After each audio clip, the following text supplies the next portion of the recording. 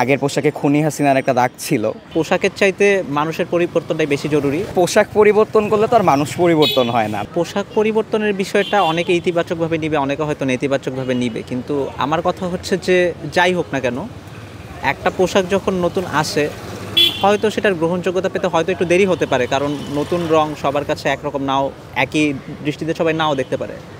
তবে পোশাকের চাইতে মানুষের পরিবর্তনটাই বেশি জরুরি। খুনি হাসিনা যাওয়ার পর আমার মনে হয় যে পোশাক পরিবর্তনটা খুবই জরুরি ছিল, কারণ পুলিশের সম্মানার্থে অন্তত চেঞ্জ হওয়াটা প্রয়োজন ছিল। পুলিশের আগের যে পোশাক সেটা পরিবর্তন করার জন্য অনেকে বলেছিল যে যেহেতু আগের পোশাকে খুনি হাসিনার একটা দাগ ছিল, ওইটাকে মানুষ দেখলো এখন খারাপ চোখে দেখতো, সেখান থেকে পোশাক চেঞ্জ করছে, সেটাকে ইতিবাচকভাবেই দেখতেছে। এখন পোশাকের রংটা কীরকম হওয়া উচিত এটা এক একজনের এক এক প্রেফারেন্স।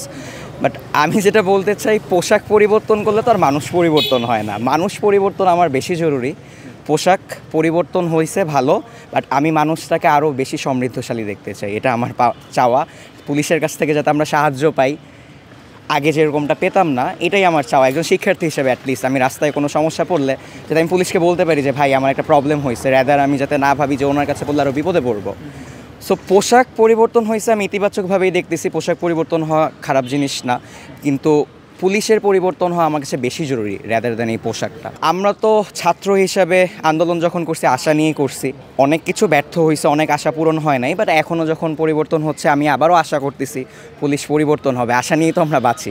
সো আমি আশা করতেছি হয়তো আরও ভালো পুলিশ সামনে আসবে, দেখা যাক কী হয়।